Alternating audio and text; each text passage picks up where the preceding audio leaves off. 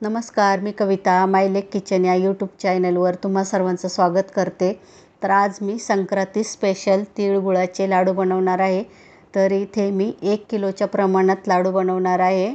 तर सॉफ्ट लाडू बनवण्यासाठी काय करायचं, त्याचबरोबर थोडे खुसखुशीत लाडू बनवण्यासाठी पाक कितपत शिजवायचा, हे सर्व या व्हिडिओमध्ये मी सांगितले। तर हा व्हिडिओ तुम्ही नक्की बघा आणि तुमच्या आवडीचे लाडू तयार करा। लाडू बनवण्यासाठी इथे मी अर्धा किलो बिना पॉलिशचे तीळ घेतलेत। त्याचबरोबर इथे मी 450 ग्रॅम गूळ घेतलाय। हा साधाच गूळ आहे। त्याचबरोबर 2 चमचे तूप घेतले, एक छोटी वाटी शेंगदाणे भाजून त्याचे साल काढून त्याचा थोडासा जाडसर कूट करून घेतलाय। तर 1 किलोचे लाडू होण्यासाठी हे एकदम असं परफेक्ट प्रमाणे तीळ आणि गुळाचं। आता सर्वात अगोदर आपल्याला हे तीळ आहेत ते भाजून घ्यायचे। त्यासाठी मी गॅसवरती एक कढई तापत ठेवली आहे। तर कढई ही नेहमी अशी जाड बुडाचीच घ्यायची, त्यामुळे तीळ पटकन जळत नाहीत आणि आपल्याला ते व्यवस्थित असे भाजता येतात। तर कढई चांगली गरम झाली आहे, त्यामध्ये आता मी तीळ घातलेत। तर तीळ आता आपल्याला एकसारखे हलवत चांगले असे भाजून घ्यायचेत। एकसारखंच हलवायचं आहे, त्यामुळे तीळ सर्व बाजूंनी व्यवस्थित भाजले जातात आणि चांगले भाजून घ्यायचे। कारण तीळ जेवढे आपण चांगले भाजू तेवढे लाडू पण मस्त असे खरपूस लागतात। फक्त असे करपू द्यायचे नाही, एकसारखंच हलवत भाजून घ्यायचे। आणि तीळ असे तडतड वाजायला लागले आणि त्यांचा घरभर असा सुगंध दरवळला की समजायचं तीळ असे मस्त भाजलेत। या अगोदरसुद्धा मी बिना पाकाचे तिळाचे लाडू, कुरकुरीत तिळाची चिक्की आणि भोगीसाठी मिश्र भाजी, तीळ लावलेली बाजरीची भाकरी, या सर्व रेसिपी मी तुमच्यासोबत शेअर केलेल्या आहेत। त्यांची लिंक मी डिस्क्रिप्शन बॉक्समध्ये देते, त्यासुद्धा तुम्ही जाऊन नक्की बघा। तर इथे तीळ असे तडतड वाजू लागलेत। वाजू लागल्यानंतर पण 1 मिनिटभर मी अजून असे भाजून घेतलेत, त्यामुळे मस्त असा त्यांचा सुगंध सुटलाय। तर आता तीळ इथे आपले चांगले भाजून झालेत, ते एका ताटामध्ये मी काढून घेते।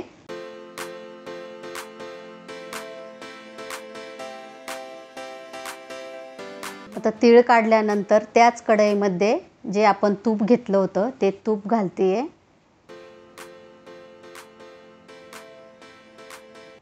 तूप टाकल्यानंतर लगेच त्यामध्ये आता गूळ घालायचा आहे। तर गूळ इथे असा बारीकच चिरून घ्यायचा, त्यामुळे तो लवकर असा मेल्ट होतो। तर मी इथे असा बारीक चिरून घेतला आहे गूळ। तुम्हाला पाहिजे तर तुम्ही किसूनसुद्धा घेऊ शकता। तर गूळ टाकल्यानंतर एकसारखं असं हलवत राहायचं आहे आणि पूर्ण असा गूळ मेल्ट करून घ्यायचा आहे। बिलकुल असे गुळाचे खडे राहिले नाही पाहिजेत। तर आता हा गूळ मी एकसारखा तुपामध्ये परतून घेते। तर थोडासा गूळ मेल्ट झाला की त्यामध्ये आता 2 चमचे पाणी टाकायचं आहे। पाणी टाकल्यावरती आता परत एकसारखा गूळ हलवत राहायचं आहे आणि पूर्ण गूळ मेल्ट करून घ्यायचा आहे।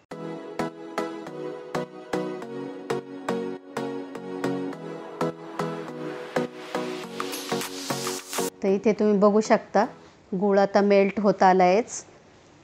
अजून थोडेसे असे गुळाचे खडे आहेत त्यामध्ये। तर अजून 1-2 मिनिट आता हा गूळ मी व्यवस्थित असा मिक्स करून घेते। तर 1-2 मिनिटानंतर गूळ असा पूर्ण मेल्ट झाला आहे। तर आता काय करायचं आहे, एक वाटी घ्यायची आणि त्यामध्ये थोडंसं पाणी घ्यायचं आहे आणि आता पाक चेक करायचा आहे। तर त्यासाठी 1-2 गुळाच्या पाकाचे ड्रॉप मी पाण्यामध्ये टाकलेत आणि असं चेक करून बघायचं। तर अजून गुळाचा पाक असा झाला नाही, कारण आपण बोटाने हे असं दाबून बघितला तर तो लगेच असा मेल्ट होतोय, असा विरघळतोय। म्हणून अजून 1-2 मिनिट आपल्याला हा गुळाचा पाक करून घ्यायचा आहे। अजून 1-2 मिनिट मी सतत हलवत आता गुळाचा पाक करून घेतला आहे। तर परत एकदा चेक करून पाहते। तर परत 1-2 ड्रॉप मी आता पाण्यामध्ये घातलेत। तर इथे मी गूळ असा पाण्यामध्ये बोटाने दाबून पाहिला तर बिलकुल असा मेल्ट झाला नाही, त्याचा असा खडा तयार होतो, गोळी तयार होते। तर समजायचं आपला पाक इथे व्यवस्थित तयार झाला आहे। तर लगेच असा गॅस बंद करून टाकायचा आहे आणि त्यामध्ये जे भाजून घेतले होते तीळ ते घालायचे।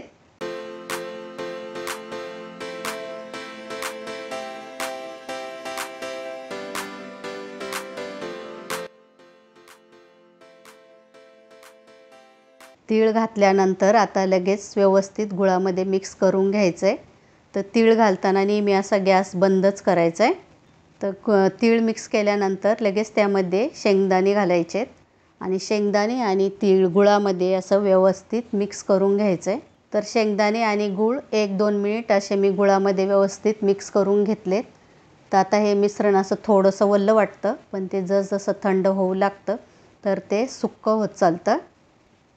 तर इथे सर्व मिश्रण आता व्यवस्थित मिक्स झाल्यानंतर मी कढई अशी आता किचन वाट्यावर घेतली आहे. त्यामुळे लाडू वळायला थोडं असं बरं पडतं. आता कढई किचन वाट्यावर घेतल्यावरती लगेचच आता मी लाडू वळून घेते.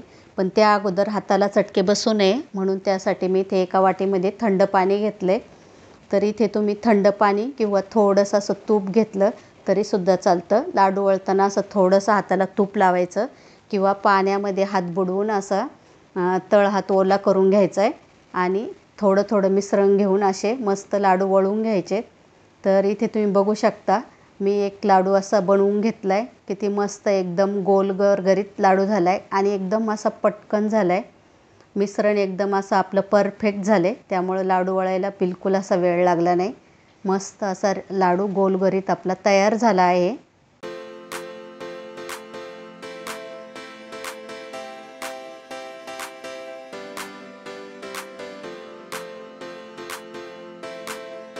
तर लाडू वळताना हे मिश्रण थोडं गरमच पाहिजे, कारण गरम असल्यावरतीच लाडू असे पटपट आपल्याला वळता येतात.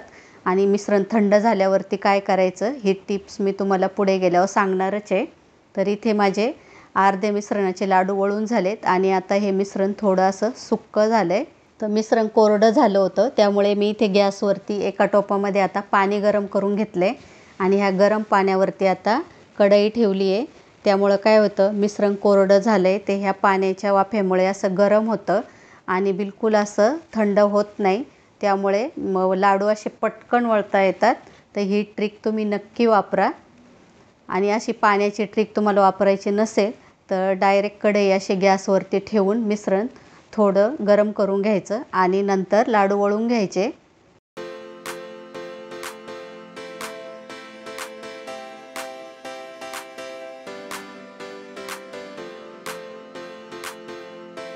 तुम्ही बघू शकता गरम पाण्याच्या टोपावरती कढई ठेवल्यामुळे लगेच हे मिश्रण असं थोडं ओलसर झाले आणि लगेच असे लाडू पटपट असे वळता येतात. आणि असं केलं नसतं तर ही कढई मला सारखी मिश्रण थंड झालं की सारखी अशी गॅसवरती गरम करून घ्यावी लागली असती. पण आता तसं होणार नाही. पूर्ण लाडू वळेपर्यंत हे मिश्रण असंच गरम राहणार आहे. तर ही खूप अशी मस्त आणि सोपी ट्रिक आहे. तर इथे तुम्ही बघू शकता इथे सर्व असे लाडू मी वळून घेतलेत. काय सुंदर दिसतात. गोल गरगरीत लाडू आपले तयार आहेत. तर इथे तुम्ही बघू शकता मस्त असे तिळगुळाचे लाडू तयार आहेत. एकदम मस्त असे खुसखुशीत झालेत. आणि तुम्हाला जर यापेक्षा सॉफ्ट लाडू बनवायचे असतील तर जेव्हा पाकाची गोळी एकदम अशी नरम असते, पाक असा हाताने पांगतो, त्याच वेळेस तुम्ही त्यामध्ये तीळ घालून गॅस बंद करायचा आहे. मग तुमचे लाडू एकदम सॉफ्ट तयार होतील. आणि खुसखुशीत लाडू करायचे असेल तर अजून 1-2 मिनिट पाक शिजवून घ्यायचा. गुळाच्या पाकाची गोळी एकदम अशी कडक तयार होते तेव्हा त्यामध्ये तीळ घालायचे. मग असे मी बनवले तसे खुसखुशीत लाडू तयार होतील. तर हे लाडू तुम्ही एखाद्या हवाबंद डब्यामध्ये भरून ठेवा. ते 2 ते 3 महिने बिलकुल असे खराब होत नाही. एकदम मस्त असेच खुसखुशीत राहतात. आणि आजचा व्हिडिओ आवडला असेल तर लाईक करा. चॅनलला नवीन असाल तर पटकन सबस्क्राईब करा. तर परत भेटूया अशाच नवीन व्हिडिओमध्ये. तोपर्यंत धन्यवाद. संक्रांतीच्या सर्वांना खूप खूप शुभेच्छा.